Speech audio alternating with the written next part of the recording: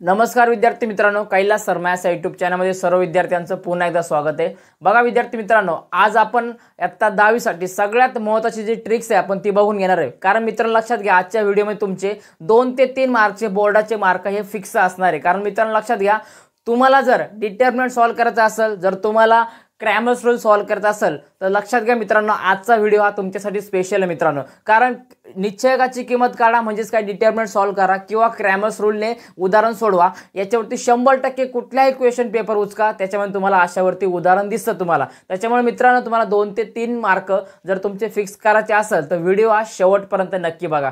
विद्यार्थी मित्रांनो, क्रॅमर्स रूलची एक खतरनाक ट्रिक्स आहे, ती आपण तुम्हाला पुढील भागामध्ये मी देणारच आहे। पण आज आपण डिटरमिनंट कसा सॉल्व करायचा पूर्ण डिटेलमध्ये तुम्हाला आता व्हिडिओ देणार आहे। तर मित्रांनो आता व्हिडिओला डायरेक्टली मी सुरुवात करतोय, व्हिडिओ हा शेवटपर्यंत नक्की बघा। बघा मित्रांनो, काय आहे का डिटरमिनंट जर तुम्हाला सॉल्व करायचा असेल आणि मित्रांनो आता आपण उदाहरण सरळ डायरेक्ट सराव संच 1.3 मधले आपण घेतोय। काय इयत्ता 10वीचे आपण सराव संच 1.3 मधले उदाहरण आता डायरेक्टली सॉल्व करतोय।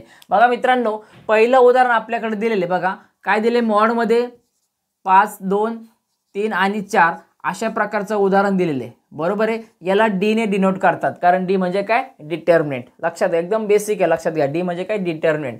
बघा मित्रांनो, आता मग डी ची किंमत आपल्याला काढण्यासाठी काय करावं लागतं, लक्षात घ्या क्रॅमर्स रूल मध्ये तुम्हाला प्रत्येक पावली प्रत्येक 6 स्टेप मध्ये तुम्हाला टोटली 6 स्टेप मध्ये तुम्हाला डिटरमिनंट हा सॉल्व करावा लागतो, बरोबर आहे। त्याच्यामुळे नीट लक्षात द्या तुम्हाला का डिटरमिनंटचा उपयोग कसा होतो आणि तुम्हाला सॉल्व कसा करता आला पाहिजे। बघा आता काय करा, अशा प्रकारचे जर तुम्हाला अंक दिले असतील प्लस मायनस असेल, काही लोड घ्यायची गरज नाही। आपण तसे उदाहरण आता सराव संच 1.3 मध्ये आहे ते पुढे आपण घेणार आहे, पण लक्षात घ्या प्लस मायनस असेल अजिबात लोड घेण्याची कुठल्याही प्रकारची गरज नाहीये। बघा आपण उदाहरण ते आता घेणार आहे। सध्या आता यांचा विचार करा, तुम्हाला काय करायचे, दिलेल्या उदाहरणामध्ये तिरकस गुणाकार करायचे। काय करायचे तुम्हाला, तिरकस गुणाकार म्हणजे काय करा, 5 ने 4 ला गुणा।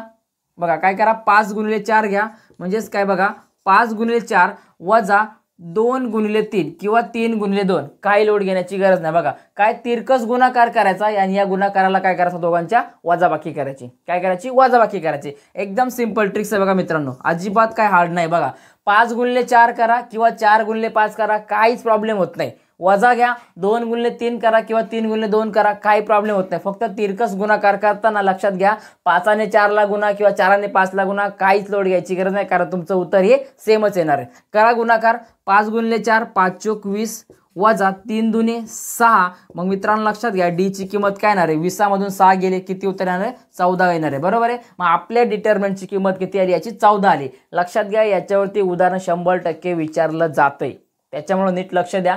बघा अजून उदाहरण घेणार आहे आता सराव संचामध्ये एक। बघा मित्रांनो, हे जे उदाहरण दिसतंय ना तुम्हाला, याची ऍक्टिव्हिटी दिलेली, आपल्याला ऍक्टिव्हिटी पूर्ण करायची। पण आता आपण काय करणार मित्रांनो, डायरेक्टली उदाहरण जे दिले ना ते डायरेक्ट आता सॉल्व करून घेणार आहे।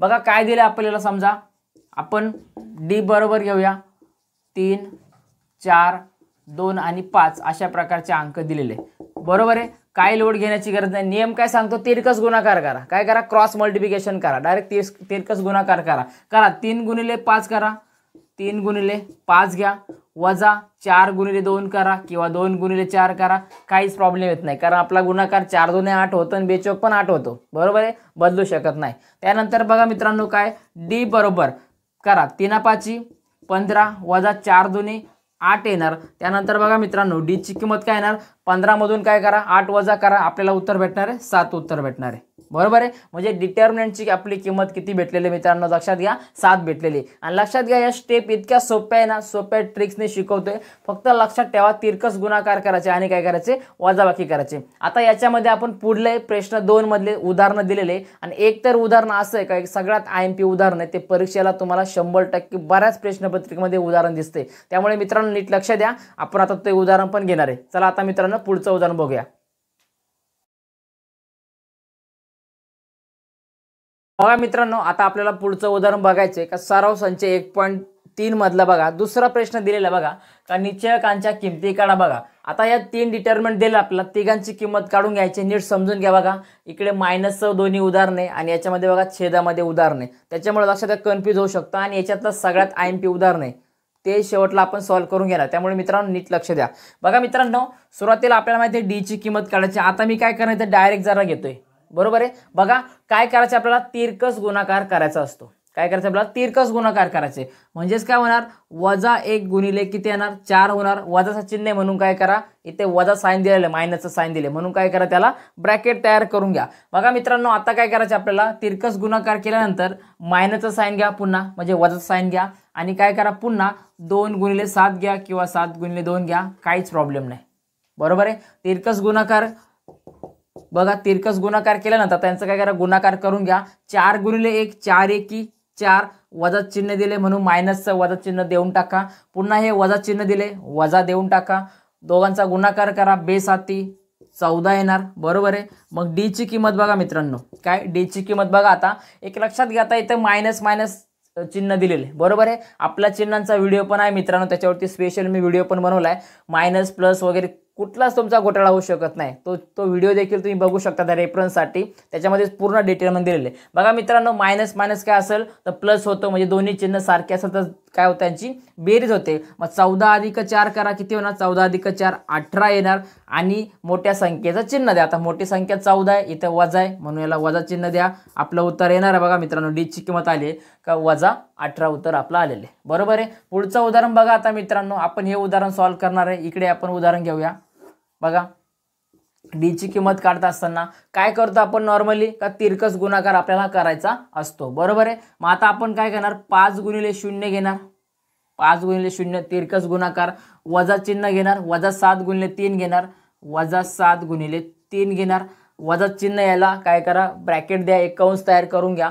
पुढे बघा मित्रांनो, आता पुढे आपण काय करणार आहे, आता यांचा गुणाकार करत असताना 5 गुणिले 0 म्हणजे काय, आपला नियम काय सांगतो गणितामध्ये, का कोणत्याही संख्या असू द्या, 1 अंकी असू द्या, 2 अंकी असू द्या, मायनस असू द्या, कुठली संख्या असू द्या, त्या संख्याला जर शून्याने गुणलं, काय त्या संख्याला शून्याने गुणलं तर उत्तर आपल्याला किती भेटतं, 0 भेटतं. बरोबर आहे. मग काय येणार, 5 गुणिले 0 0 येणार. बरोबर आहे. वजा, आता बघा इकडे वजा आहे आणि इकडे वजा आहे, मग वजा वजाची काय होते, बेरीज होते. बरोबर आहे. वजा वजा काय होते, बेरीज होते. मग आपलं चिन्ह काय होणार तर बदलणार आणि यांचा दोघांचा गुणाकार 7 त्रिक 21. आणि मित्रांनो लक्षात घ्या, मग डी ची किंमत आपल्याला भेटलेली आहे 0 अधिक 21, तर काय येणार 21 येणार. कारण कुठल्याही संख्येमध्ये जर 0 तुम्ही मिळवला तर तुम्हाला ती संख्या मिळते. बरोबर आहे. पुढे बघा मित्रांनो, आता शेवटचं उदाहरण नीट लक्ष द्या, कारण हे उदाहरण तुम्हाला बऱ्याचदा परीक्षेला विचारलं गेलेलं आहे. ओके. बघा, सेम रूल आहे आपला, काय का क्रॉस मल्टिप्लाय करायचा, म्हणजे काय तिरकस गुणाकार आपल्याला करून घ्यायचा असतो. बरोबर आहे. मग आता बघा मित्रांनो, तिरकस गुणाकार कसा करणार आपण, 7/3 आहे. बरोबर आहे. काय 7/3 आहे गुणिले 1/2, 1/2. तुम्ही हवं तर यांना कंस देऊ शकतात, जर थोडं समजण्यासाठी जर अडचण झाली तर तुम्ही ब्रॅकेट कंस देऊ शकतात, काय प्रॉब्लेम नाही. बघा पुढे काय करा, 5 गुणिले 3. बरोबर आहे. 5 गुणिले 3 गुणिले 3/2, किंवा जर तुम्ही हा 3/2 पहिला घेतला गुणिले 5 गुणिले 3 केला तरी चालतो, काही अडचण नसते, कारण गुणाकार आपला सारखाच येणार असतो. बरोबर आहे. पुढे बघा मित्रांनो, डी बरोबर, आता काय याच्यामध्ये लक्षात घ्या, गुणाकार आहे, सरळ सरळ काय दिलेलं आहे, गुणाकार दिलाय, म्हणजे काय करा, अंशाने अंशाला गुणा, छेदाने छेदाला गुणा. बरोबर आहे. आता याच्यामध्ये काटाकाटी काय होते का, कुठल्या पाड्यामध्ये कोण आहे का, अजिबात काय होत नाही. म्हणजे काय करा, सरळ डायरेक्ट अंशाने अंशाला गुणून टाका. म्हणजे 7 गुणिले 1 करा, 7 एकी 7/3 दुने करा, 3 दुने 6. वजा चिन्ह दिला, इकडे कुठे वजा आहे का, नाहीये, मग चिन्ह बदलेल का, अजिबात नाही, मग वजा घेऊन टाका. सेम करा. आता इकडे बघा, आपण बघतो याच्यामध्ये काटाकाटी काय होते का, करू शकतात तुम्ही, जर नाही झाली तरी तसं ठेवू शकतात, काय प्रॉब्लेम नाही. पण आता बघा मित्रांनो, इथं 3 हा आपल्याला कॅन्सल दिसू शकतोय. बरोबर आहे. काय करू शकतो आपण, हा 3 आणि 3 हा इथं कॅन्सल होऊ शकतोय. पण लक्षात घ्या मित्रांनो, आपल्याला पुन्हा एकदा छेद समान करावं लागेल, मग बराच प्रॉब्लेम होऊ शकतो. त्यापेक्षा जसं आहे तसं उतरून घ्या. काय करा, 5 त्रिक 15 करा, 5 त्रिक 15 भागिले बघा 3 गुणे 2 करा, 3 दुने 6. बघा मित्रांनो, छेद समान झाले का, कारण लक्षात घ्या मित्रांनो, जर छेद समान असतील तेव्हाच आपण काय करू शकतो, वजाबाकी किंवा बेरीज करू शकतो. बरोबर आहे. कारण आता 3 जर काटला तर बराच प्रॉब्लेम होईल, तुम्हाला पुन्हा एकदा त्या संख्येला गुणा, शेवटी एकूण एक तेच कुठाने होणार आहे, त्यापेक्षा सरळ घेऊन टाका. बघा मित्रांनो, छेद सारखा आहे, त्याच्यामुळे काय करायचं, एकदा त्याला उचलायचा. बरोबर आहे. आता बघा 7तून आपल्याला 15 वजा करायचे, मग 7तून 15 वजा होतील का, नाही होणार. आता अंशांची काय करायची, वजाबाकी, मग काय करा, 15 मधून 7 वजा करा.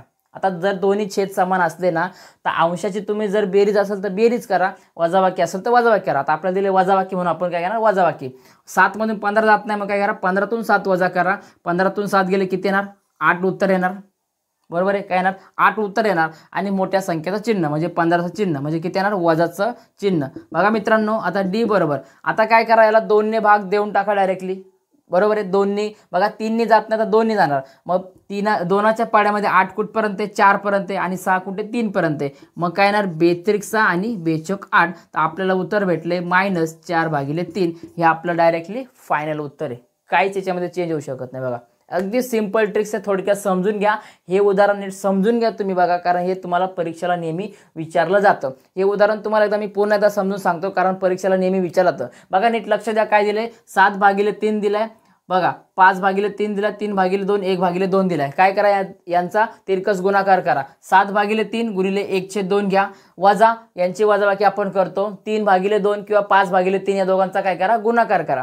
गुणाकार करत असताना काय करा, यांना डायरेक्टली आपण अंशाने अंशाला गुणा आणि छेदाला छेदाला गुणा. बघा 7 गुणिले 1 करा, 7 1 7, 3 2 करा, 3 2 6, वजा 5 गुणिले 3 करा, 5 3 15, 3 2 6 करा. बघा 15/6 आला. छेद समान आले का, कारण वजाबाकी आणि गुणाकार वजाबाकी आणि आपल्याला बेरीज करत असताना आपल्याला लक्षात घ्या का आपल्याला छेद समान असणं गरजेचं आहे. बरोबर आहे, मग आता याच्यामध्ये काय केला, छेद समान केला, यांची वजाबाकी केली आपण, 15तून 7 गेले, -4 उत्तर आला. बरोबर आहे, आपल्याला लक्षात घ्या मित्रांनो, म्हणजे 8 होता आणि त्याला आपण काय केला 2नी भाग दिला म्हणून आपला 4 उत्तर आला. अशा प्रकारे मित्रांनो उदाहरण सॉल्व्ह केले आपण का -4/3 आपलं फायनली उत्तर आलेले. बघा मित्रांनो पुन्हा एकदा समजून सांगितले. तर मित्रांनो व्हिडिओ जर आवडला असेल व्हिडिओ लाईक करा आणि कमेंट करा. आणि लक्षात घ्या मित्रांनो पुढच्या व्हिडिओमध्ये आपण लक्षात घ्या मित्रांनो क्रॅमर्स रूल कसा सॉल्व्ह करायचा. तुम्हाला अशा प्रकारची ट्रिक्स कुठेच भेटणार नाही, मी 100% सांगतो, ट्रिक्स कुठेच भेटणार आहे. एकदम सिंपल ट्रिक्स पण देणार आहे. तुम्हाला जे पुस्तकामध्ये दिलं ना A1 घ्या, B1 घ्या, B2 घ्या, C1 घ्या, काहीच घ्यायची गरज नाही, अजिबात घ्यायची गरज नाही. तुम्हाला सिंपल ट्रिक सांगणार आहे, फक्त बोटांवरती खेळ कसा करायचा सांगणार आहे. बघा मित्रांनो, तर मित्रांनो भेटूया पुढच्या व्हिडिओमध्ये.